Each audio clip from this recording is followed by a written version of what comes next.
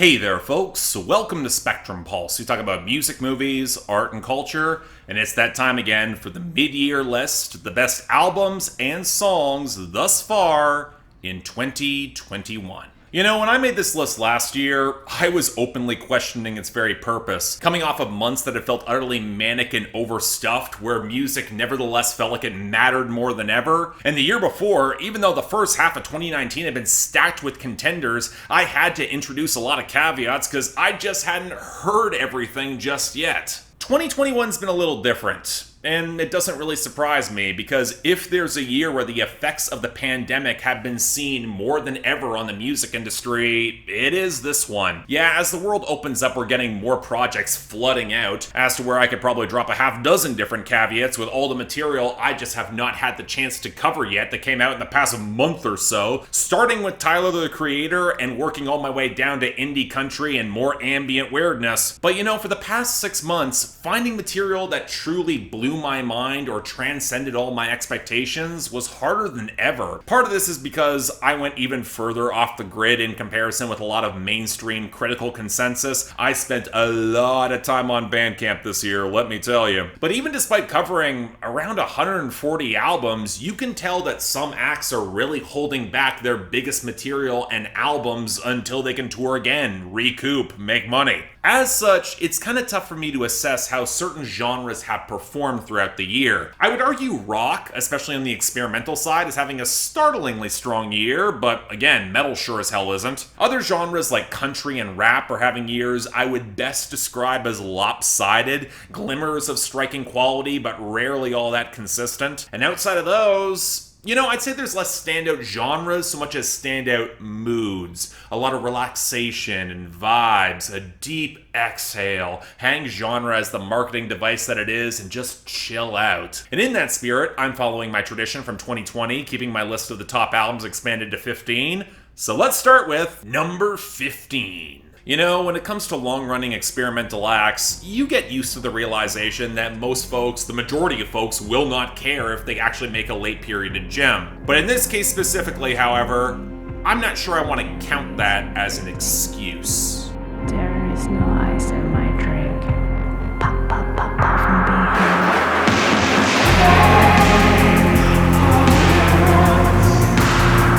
Easily one of Xiu Xiu's best albums in a while, it gets there on a similar formula to Fabulous Muscles nearly 20 years ago. Take the warped, kink-heavy hedonism and deep underlying depression, and then infuse it with some of Jamie Stewart's best hooks and a dash of deeply buried optimism, maybe courtesy of all the other guests in the room to broaden his perspective. And in tempering some of that atmosphere, bringing a bit more of a pop focus, it still allows the band to be as haunted and debauched as ever, but showcase a variance in sound and atmosphere that, regardless of the guest stars, still feels remarkably their own. Maybe a little bit uneven in patches, and you really do need to be in a specific mood to capture every single facet of this nightmare, but I think this is one of the most slept-on projects in 2021, and for an act with this long-running pedigree, I think it's worth more attention.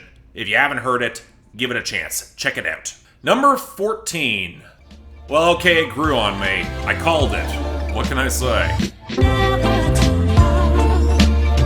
Took the haze to church, frankincense and myrrh. The whole thing was a blur. Laughed at first. Niggas politics absurd. I ain't even answer, just let the weed burn. I think this is an album that really needed summer heat and humidity to really unlock for me. Make all the Alchemist buttery textures run freely to capture the careening but intensely layered lyricism of Elucid and Billy Woods. It has this feel of a secret conversation being held in broad daylight. More playful than ever, really than they've ever been, knowing that those they don't want listening will never put in the proper work to decode them, but not shying away from hard conversations of legacy within fractured systems, and not just if the success and newfound power may change them, but also how to effectively wield it going forward. Like most Armand projects, this is one that only rewards more repeated listens as more of that code becomes clear, and even if you don't care to crack it, the textured grooves will carry you all the same.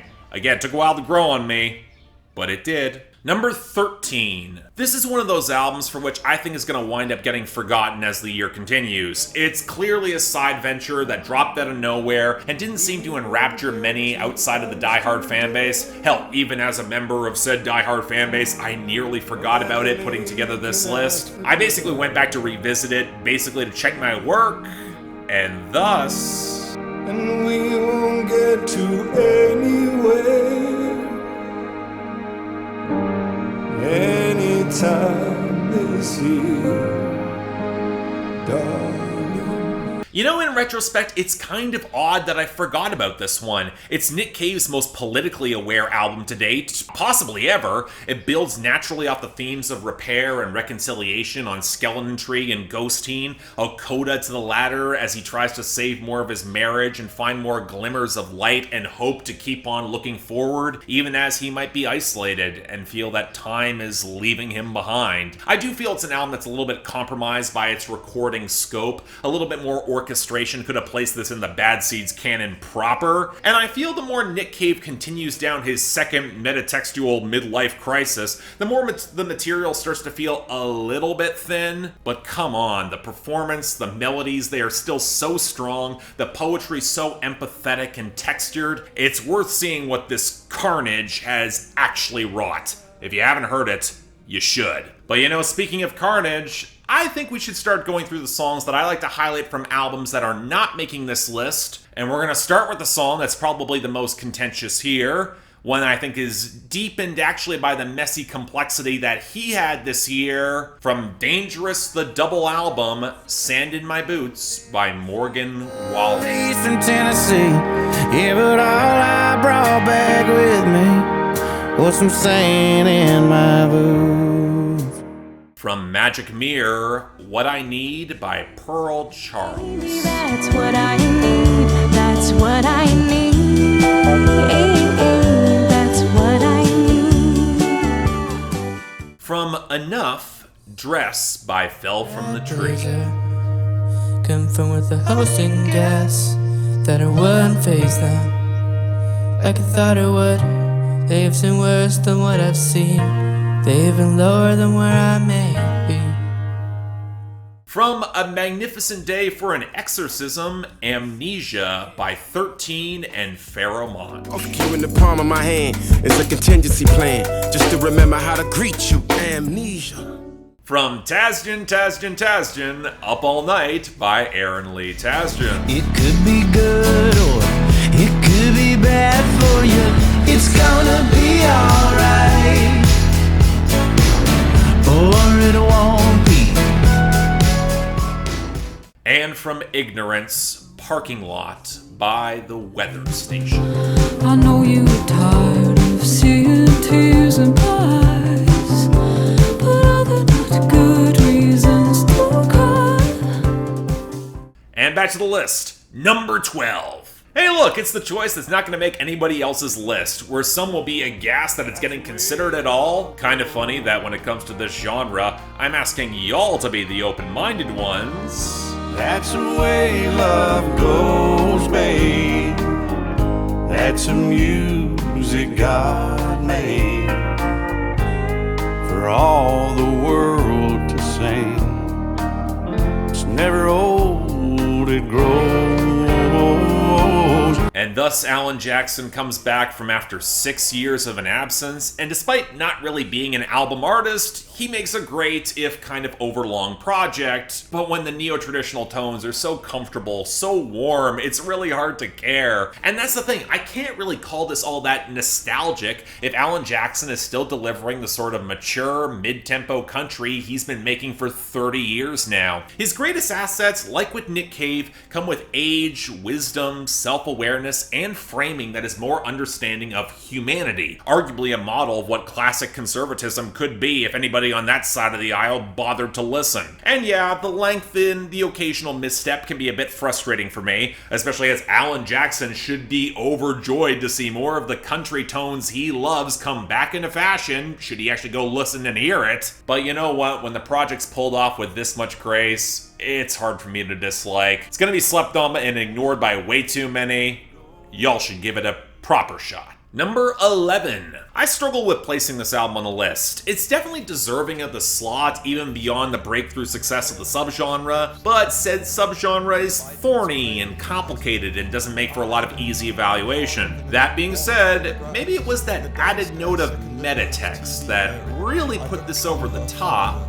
Complain of mediocre theatre in the daytime and ice and single malt whiskey at night, of rising skirt hems, lowering IQs and things just aren't built like they used to be. The absolute pinnacle of British engineering. This is likely going to be held up by a lot of critics as one of the best debut albums of 2021, and I can see why. Black Country New Road might be cribbing liberally from Slint and a few other recognizable post-punk acts, but they approach the sounds with a confidence and theatrical flourish that doesn't surrender its humanity in all the artifice, riding a precarious relationship arc with the lived-in details and raw desperation that makes the entire piece a real treat to revisit every time. Complete with a lot of splashy horns, some terrific bass grooves, and a lot of full-throated panic. A project all about failing to live up to expectations and then peeling into the very messy insecurities at their core. Black Country New Road just edged out Really From self-titled and excellent album for this spot, thanks to slightly tighter song construction and some slightly stronger high points. But you know, this brand of post-hardcore infused weirdness is only catching more traction. I cannot wait to see where this wave is going to take us next time. Number 10. You know, thus far I've included a few different acts decades into their careers that have shown an unexpected level of quality, where they might be good to great to begin with, but it's that extra spark that really put them over the top that's such a welcome surprise and treat. And you know, if there was a band that didn't need to add that extra spark, but actually did so regardless, man, what a sight to behold. Can we find the lightning that shines inside our minds? Can we fight the dark side we've all been trying to hide? One of the big issues of symphonic metal, kind of as a genre, is that the albums can be really expensive to make, and if you cut corners in the production, more often than not, it's going to be really obvious. It's the big factor as to why the genre struggles very hard outside of the A-list acts. But you know what? When said A-list acts are losing some of their own luster, you need someone to step up, and my god, Epica did. Not only do they hold the pedigree of arguably being the smartest of their peers, and Simone Simons is only becoming a more vibrant and potent vocalist with every single album, she just keeps getting better, but they finally got that rich balance of production that allows both the symphonic and the metal elements to really shine. Impeccably paced, beautifully melodic with some of their best ever hooks, Epica not only concludes their trilogy that they started with the Quantum Enigma on a real high note, they may have made one of their best ever albums. Maybe not better than Design the Universe, but it could be up there. One of the best symphonic metal albums I think I've heard in years. What a tour de force. But you know, before we continue on, here's a couple more songs from albums that just missed the cut for this list in particular. From Three Little Words, Love Takes Over by Dominique Fils-Aimé. You gotta do. Ain't no stopping now, 'cause we know what we gotta do. Feeling the waves that might seem random. From Medicine at Midnight, Love Dies Young by the Foo Fighters. Love dies young.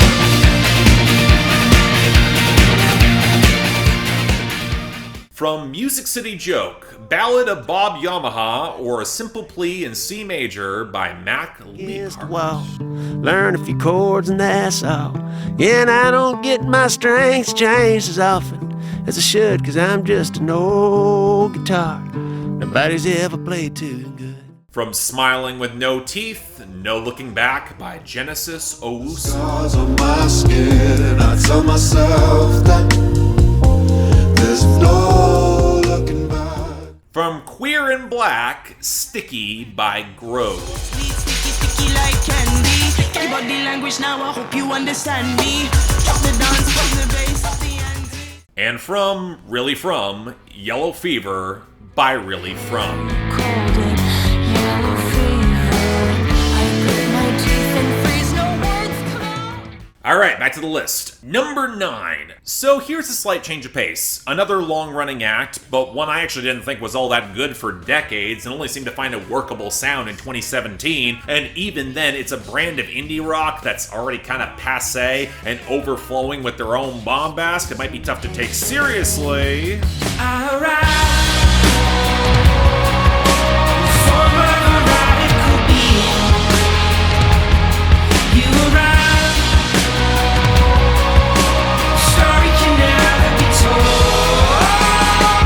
Honestly, I could just point to the fact that this album is stacked up with the best hooks of Manchester Orchestra's career and end it right there, but it actually goes further than that, taking the family melodrama of their last album, but now inflating it to a more personal but no less captivating story, featuring death and new life in rapid succession and internal bonds that they are so desperate to cling to or actually try to repair. The comparison I made to was 2017's Def Havana album, especially in the monochromatic, glitchy textures that run rampant and paint the bombast as borderline implacable at spots. But amidst all of that, you're still gripped by all those hooks, the light that's desperately trying to persist amidst all that swelling dark. And well, of course you can make the Mumford & Sons comparison, especially in the vocal timbre and all the multi-tracking. That was always a band that wanted to shade away their darker impulses with machismo and good taste at the time. Manchester Orchestra, they let the darkness come in full view, God behold it all, and then try to win your heart regardless through that storm. And for me, well again, I told you all this would grow on me. Number 8. So the last time this artist made my list, she was making music so raw and also so aligned to very specific experiences I had that year that the emotional connection made it impossible for me to exclude her. Call it not being objective all you want. Objective criticism is nonsense, and when it works that hard, I'm gonna give it credit. This time the connection is not quite as visceral, but yeah, she belongs here anyway.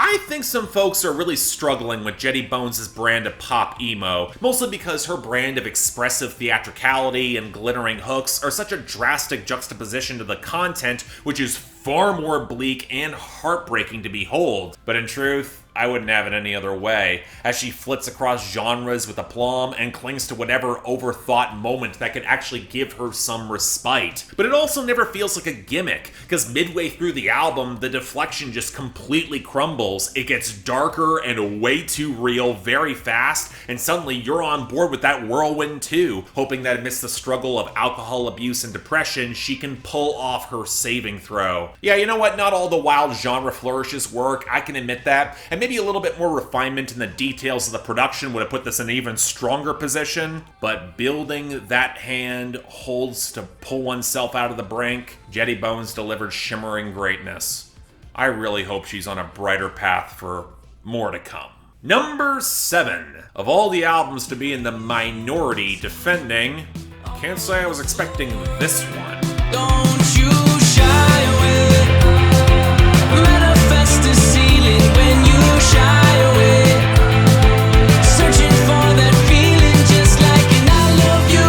Alright, look, in any context, talking about 21 Pilots is somewhat fraught, but I could not have predicted that not only would I find this great, I would wind up as the critic online that apparently likes this more than everyone else. Now, granted, I get why Scaled and Icy wound up as controversial, considering even more of a pop sellout move, even more so than Blurryface, where the comparisons to other acts in this lane were all the more stark and flagrant, especially following off of Trench. This had to be considered an artistic regression, right? And you know, all of that just seems to completely miss the point. Not only going by necessity did it go small for a refocus on tighter songcraft, it did so in order to make some actual thematic points and bring the meta text about their careers and sound back into the text, where Lockdown forced Tyler Joseph to do a stark reevaluation of everything and everyone that he loves, especially in context of the naked questions of legacy and what actually matters opposite the family that he might be forced to set aside again to chase all the commercial acclaim. There's a quiet tragedy and real angst to the pop moments of this album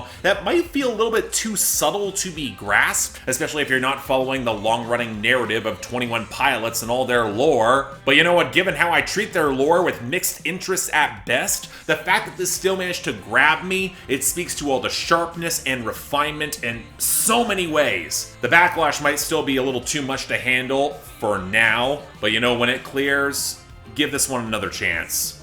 You might wind up surprised. And we're over halfway there. Let's get to some more songs from albums that missed this list. From Spaceman, This Is Heaven by Nick Jonas. This could get much better than you and me here right now. This is heaven. From Life in Your Glass World, I Want to Kill You by Citizen. I keep on running, but it gets so tight. And when there is nothing left to write down, oh, will you come running when I get too tight? From Soulfly, Street Runner by Rod Wave. I'm in your city tonight, and these lies make me feel so inspired. From Roadrunner, New Light, New Machine, Don't Shoot Up the Party by Brock Hammond. Shoot up the party, don't shoot up the party. Please, please don't shoot up the party. Don't shoot up my party. Please, please. From Street Sermons, Nothing New by Murray. Tired of hearing all the things that you don't need, but I know the only thing you need is me. It's just seconds you too blind to see. And from Black to the Future, Field Negus by Sons of Kemet. Foolishness.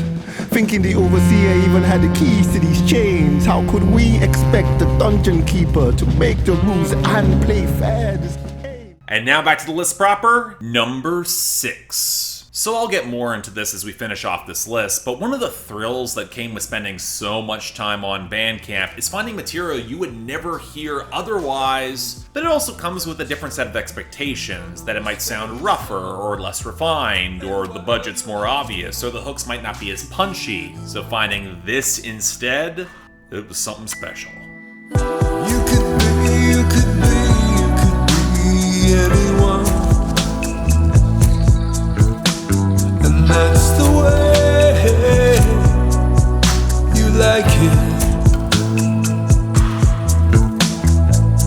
There's been a bit of a resurgence of mid to late 80s sophistopop in recent years, but if I can highlight a talent who's doing it with both class and elegance in 2021, where there is a bit of a retro sheen, but it still feels very modern and polished, it's Tenant from Zero. Not only are the hooks top-notch, not only is the production gleaming and impeccably balanced, but we got a frontman in Paul Dara who can strike the extremely difficult balance between brooding smolder and genuine pathos, with the sharp maturity of his writing only elevating it further. The closest comparison I made was Destroyer, but more direct and emotive, but there is something to how Tenant from Zero focuses on the smallest of innocuous details and makes them seem to convey so much more significance, all delivered through one of the smoothest goddamn albums I have heard on years. Again, finding this guy from Bandcamp utterly blows my mind. What a talent to watch, and even as this scene will pick up more traction, his name, it belongs in the conversation. You probably didn't hear this. You should. Number 5.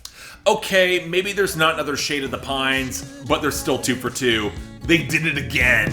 I'm waiting for the call of the wild.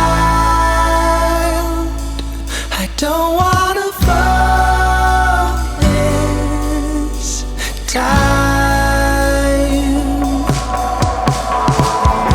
Sundays blew my mind in 2019 with their shimmering, layered, amazingly catchy brand of indie folk. And while Inner Coast gets a little bit darker, it's not less catchy, dreamy, and gorgeous as a result. What I love about Sundays are the layers of moral ambiguity that you might never expect if you're just riding on the atmosphere, no matter how pillowy and inviting it is. Where Wiaka added a lot of unexpected layers to our frontman's dogged love story by highlighting how even good intentions can run serious obviously astray, this project dives even deeper into his self-consumed artist journey and the hazards that can play to an existing relationship that's doing a lot more work for him than he initially realizes, especially as the introspection touches areas that he's not always prepared to explore alone. Maybe a little bit too soft focused for its own good, but once again, Sundays are a premier act in this brand of indie folk that deserves way more attention. Beautiful stuff. You probably missed it. You should fix that. Number 4. You know, when someone first pitched me on this artist, it was suggested that their approach was more stripped back, reminiscent of Jason Eady or John Darnielle, the Mountain Goats. More acoustic, but the writing more than made up for it. And again, I hear it, but there's a lot more here going on. You should pay attention. Help turn my culture into a parody, milking laborers for your prosperity. I wish you would have been a cowboy, Toby Keith. What I find so deeply enjoyable about Adeem the artist is just how well they frame and center their defiantly queer and left-leaning subject matter within a mostly traditional compositional structure. Oh, there's a lot of great subtleties and quirks in the compositions and the production. What Reclaim My Name does across its background textures is utterly marvelous, but the content does not feel out of place either. And you know, it shouldn't. Country's traditions are rooted in speaking truth to power with heartfelt cleverness and wit. And if the new outlaws are non-binary and believe in radical movements, it makes sense there's space for that in this genre. But it goes so much further. There's so many little moments of cute humor and understated elegance, the deeply sincere love songs, the brisk runtime that nevertheless allows for the writing to highlight struggles of gender and sexuality within a deeply religious and intolerant society, and a call out of a specific country artist that hits the perfect balance of righteous anger and the hurt of a past fan that actually wishes they could do better. I'll say it here. Acts like Adeem the artist showcase what indie country can be going forward, and there's so much promise to behold. Another underground find to be sure, but wow. I just love what they really put together here. But before our top entries, the last batch of songs from albums that were not quite gonna make this list. From Sour, Good For You by Olivia Rodrigo.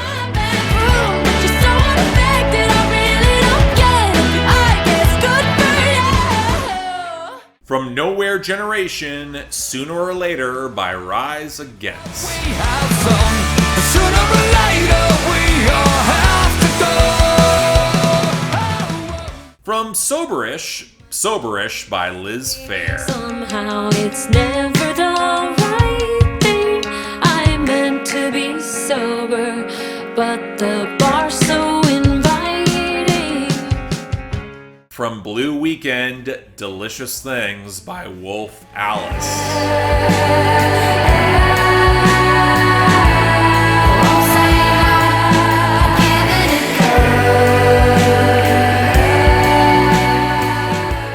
From Ancient Dreams in a Modern Land, Highly Emotional People by Marina. You don't need a hide. Sometimes it's hard to tell me how you feel.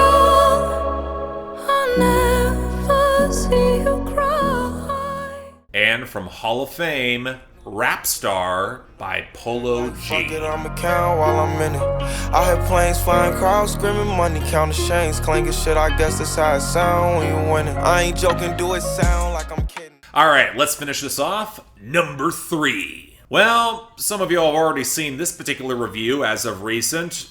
There's a reason I had to get it done before this list.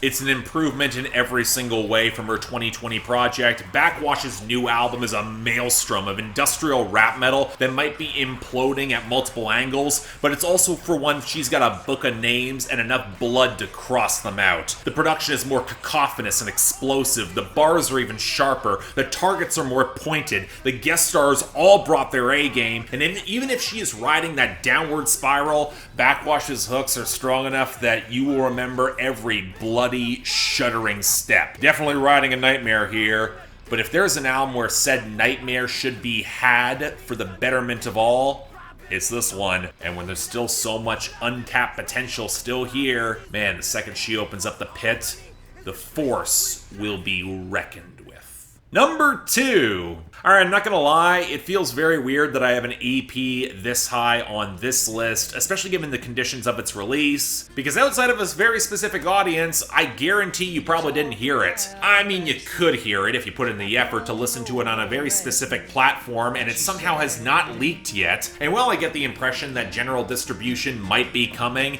it's still very annoying for someone who really wants to add all these songs to his personal playlist on other platforms, because I don't pray much anymore.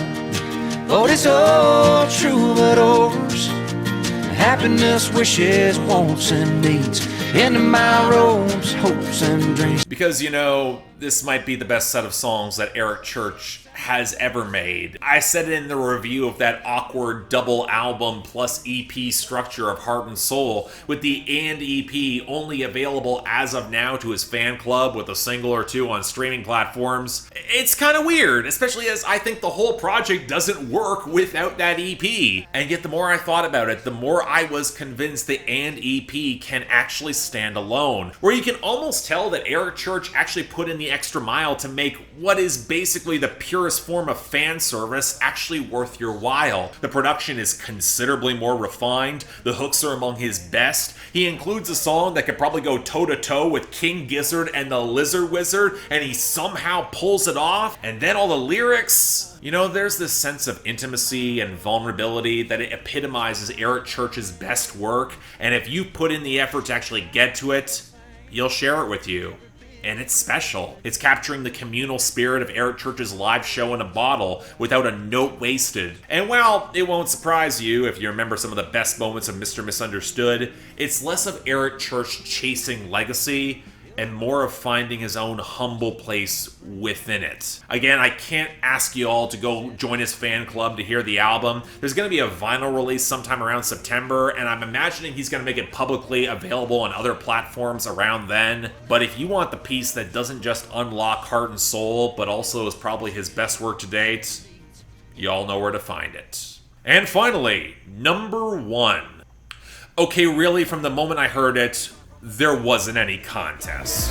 Nigga, so now my heart has a divot. The braids in the back of my head finna probably pivot. Mama says this life gon' follow you as long as you was living quiet. God bless you. Lost my nigga, so now my chest has a divot. The braids in the back of my head finna probably pivot. Mama says this life gon' follow you as long as you was living. She says God bless you.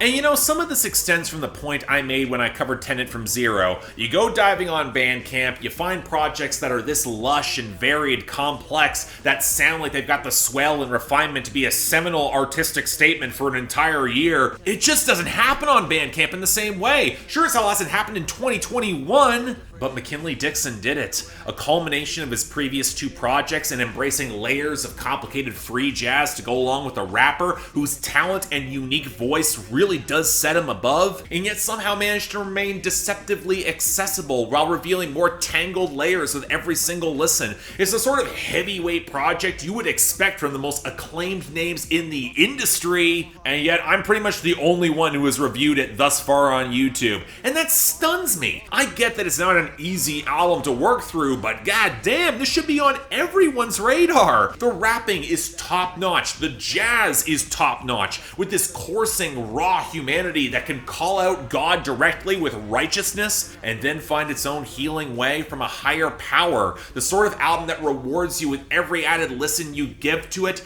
and it might just be therapeutic for the right audience. It deserves so much more than just being the darling of every critic who's actually given it a chance. Handily the best album of 2021 thus far sets a high bar indeed. And as the world opens up, I'd love to watch anyone try and match it. But yeah, thanks a lot for watching. If you would like to like and subscribe, I would be extremely grateful. Yeah, this is pretty layered, and I'm imagining complicated list. Comments are down there. Have fun. Please post your own list down there. I'm kind of curious on what I could have missed. Beyond that, anything else I might be able to do to improve my presentation, I'm all ears. And if you want to get albums on my schedule or join my Discord, link to my Patreon is right over there. Once again, don't feel obligated. Tough times out there. I understand. I'll be fine. But if you want to get involved, there's the option. But until then, I'm Mark. You're watching Spectrum Pulse. And I'll see you next time.